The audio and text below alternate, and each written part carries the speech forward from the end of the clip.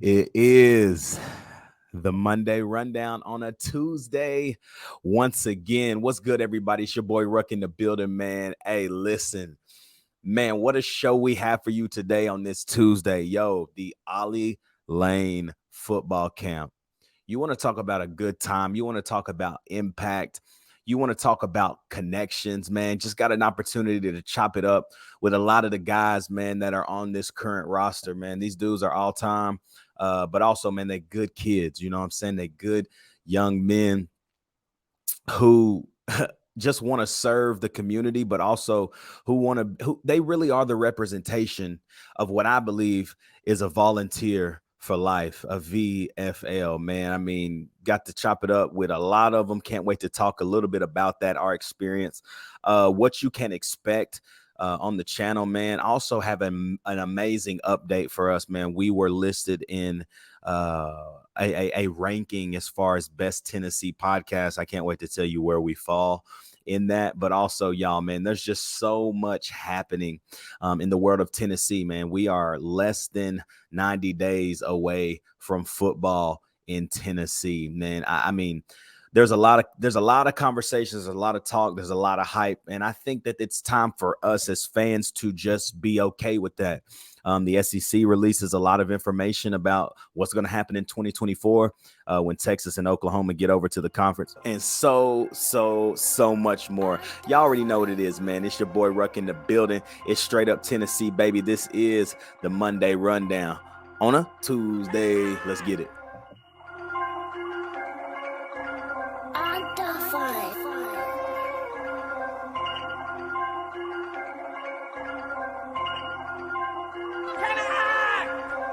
To Northander, sets the race onto the field. The Marlins will be boarding the giant sea that stretches from that north end ground on a cold day, becoming Lando as the big orange sets the race on the Shield Buckets Field, ladies and gentlemen, and wherever you are. What's happening? What's good, people? Welcome to Straight Up Tennessee today, man. Hope everybody's having a great Tuesday morning.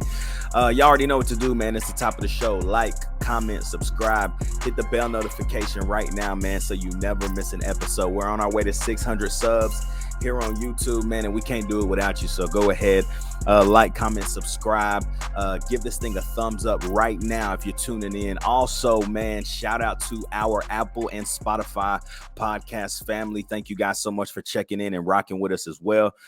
Man, continue to rate this thing 5 stars. Give us a great review so everyone else can figure out why they need to be rocking with Straight Up Tennessee. Baby, it's your boy Ruck in the building once again, man. And I'm just excited today. Very, very excited for what is to come, what has happened. And at the top of the show today, man, we just want to kind of chop it up about last week for us, man. Me and Turner at the Ollie Lane Football Camp. Man, what an amazing experience it was out there in Corryton, Tennessee, and Gibbs. Man, you saw what it truly meant to have a lasting impact. And, you know, it wasn't just an impact, I think, on the kids that were able to attend this camp, but I think it was an impact on the school, Gibbs High School, man. You know, me and the boy Turn alongside Ollie Lane as well, man. We all went to Gibbs High School. But I think the impact is just far greater than the children that were there, but the impact that was made on that area in the city. Shout out to Coach Brad Turner and the staff over at Gibbs for, you know, enabling us to be a small part, a small piece in the puzzle of the Ollie Lane Football Camp, and really appreciate Ollie himself for believing in us, but also, you know, partnering with us, man, and allowing us to not only be able to support him and his camp, but also to be on feet, networking and having a great time as well with all the players that were there. So I guess just from the start, man, I mean, Friday was the kickoff. Friday was the high school kids from age 14 to 18. The player list consisted of, you know, Brew McCoy, Squirrel White, Jalen McCullough, Warren Burrell, Parker Ball, Joe Milton, goodness gracious, Jacob Warren, Omari Thomas, Aaron Beasley, Bryson Eason. So actually on the first day, Bryson was not able to be on site. Really, everyone else was available. D. Samp was there. Dylan Samp. That's a great kid, man. We got the opportunity to chop it up a little bit, talk about his hometown in Louisiana. I pull up on him. I'm like, yo, bro, it's hot out here, but I bet you it ain't nothing near what it's like at home. And he's like, man, when I'm at home, bro, I got to work out inside. Like I can't even work out outside, man. It's just way too hot back home. But man, had a good time hanging with him. Also, Squirrel. Um, Joe actually was there towards the end of that first day. He was actually supposed to be getting a little something procedure done for him. Nothing crazy, nothing crazy. So everybody out there listening to me right now, listen, it was nothing crazy. Just something to continue to help him get better and see better. Let me put it that way. But he didn't actually have it. And so he ended up pulling up on us, man, throwing a couple balls to the kids. It was really, really cool. I'll tell you, man, I think there was so much class in these young men. I mean, from chopping it up with Parker and Jacob to start the night up in the team room there at Adam Brooks Fieldhouse, getting the time to chop it up with Jacob and Parker. We start talking about sneakers a little bit. Y'all know, man, your boy a sneakerhead. And I mean, look, it was just a cool conversation with them. But then seeing just the relationship translate from out of there to on field, and seeing just how they showed love and compassion to the kids available there to the kids there at the camp. I mean, there's just so much class on this University of Tennessee football team. I had a great time chopping it up with Omari Thomas as well. Big O is a clown. He crazy, he funny, but man, does he know the game of football? Man, doesn't he bring the excitement? And I mean, bro, just the way he had the kids laughing, the way he had the kids engaged. You can tell that he just does well in environments that way. And it was cool chopping it up with him and watching him act a straight fool during the tug of war, bro. That was lit. And so same with Tank, man. They did a little one-on-ones. It was really like 2-on-2. It was kind of like a skeleton 7-on-7 drill. Obviously, there's no helmets and they didn't have any protective gear, so they couldn't really run full sevens. So they kind of did like matchups, twos, and that's when Joe was throwing the football to him. Some of the coaches at Gibbs there were throwing the football to him. And your boy Jalen McCullough, the boy Tank. Man, hey, Tank, listen, bro, we got to get you on the show, period. We got to get you on the show, fam. Not just to talk about the camp, but, man, just to hear more about your story, bro, hear more about you, why Tennessee. And so, man, yeah, you already know, Tank, we coming for you, bro. We're going to get you up on the show, my boy. But that boy Tank, man, they running a route. This dude standing in the middle of the field. And I don't remember who threw the football, but they threw the football. Dude, the kid was wide open to basically go get him a touchdown. Tank picks it off accidentally. He didn't even mean to, but he did it. It's just instincts. Man, I pulled up on him. I was like, man, this boy catching picks out here on twos. And it was just a cool little experience, man. Just chopping it up with him, cracking jokes. But yeah, man, it was lit. It was a really, really great time. Shout out to Ollie once again. Everybody involved, really, all of the players, man. What you did there, you truly left a marking on the kids available, man. They look up to you guys so much. I cover y'all. Me and the boy Turn, we cover you just because we simply love Tennessee athletics. This ain't the media. We say this all the time, man. We ain't no media. We ain't nothing, man. We two dudes who just love Tennessee's athletics all the way from the Vols to the Memphis Grizzlies, man. We just chop it up and we try to just be authentic. We just try to be us. We don't be trying to bring all this crazy, planned out stuff, man. We just chop it up and have a good time. And so I think that's what we left from the camp feeling like, man. We got connected with the players. We had a great environment. It was a great environment, great vibes. I mean, there was no like craziness happening. And I think for us, man, building that network with those guys, being able to really chop it up with them, it was dope. And so I appreciate the opportunity being there. Thank you again, Coach Brad Turner. and the Gibbs staff for thinking of us, man. I hope Ollie does it again. We'll be back, man. We'll keep coming. We'll keep on coming because, man, we just know the lasting impact that it's going to have on those kids in Knoxville, also specifically out there in Gibbs, but also it also always helps to be in connection with something you're around and something that you love. And we love Tennessee football, man. And so it was cool chopping it up with all the kids and the players that were able to come. So, man, moving on, bro. I want to kind of talk about this, man. We got an email, me and Turn on the Straight Up Tennessee in the email, man. Somebody hit us up, and it was from FeedSpot. If you don't know about FeedSpot, they rate podcasts and blogs. It's a blog that really helps promote podcasts, but also rates podcasts based off of panelists in specific areas. And they just wrote out the best 35 podcast for Tennessee things. It's all Tennessee: nature, wildlife, sports, whatever, you name it. We got rated. We at Straight Up Tennessee got rated on the 35 best podcasts. And I just want to show y'all where we fell. So here's the page right here, man. We fell right here. If you scroll on down, you see Go Vols 247 is at number 8. A lot of other podcasts, but Straight Up Tennessee, out of the 35 best podcasts for Tennessee things, we fall at number 22. Number 22 is Straight Up Tennessee, man. And so what an accomplishment for us, very exciting. But it only just put more fuel on the fire for us. Number 22 is cool, but man, we want to be number 1 best. And then once it starts talking more about the sporting things, best 20 Tennessee sporting podcasts, we want to enter that list. And the dreams and the pursuit goes on and on and on. We're gonna keep grinding. We're gonna keep doing what we do. I really can't wait, man, till we can get back into the full groove, man. Y'all know what it is: the Monday, the Wednesday, the Friday, the Saturday, Sunday vibes, man. Once football season gets back and we fully get to cover this team, I can't wait.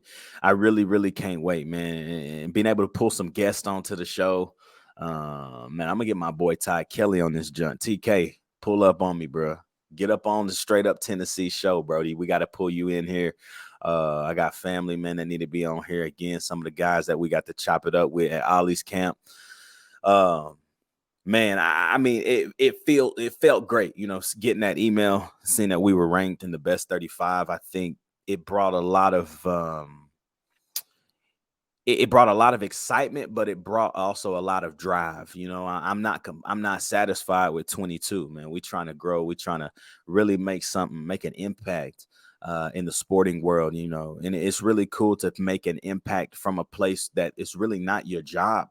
It is really not what is financially keeping you afloat, but it is a hobby. And we love this, man. We love Tennessee. And so we're going to keep pushing and keep driving and keep working so that we can continue to grow, learn, and continue to provide great content to all of you guys, man, who listen to us. So again, we appreciate you as well. But more on some Tennessee talk right now, man. Tennessee baseball over the weekend alongside the softball team as well. Softball team loses to Oklahoma 9-0, but bounces back, I believe, against Oklahoma State. It was win that game. And so now they get to continue playing in the losers bracket. Tennessee men's baseball team handled business. We are Clemson's daddy.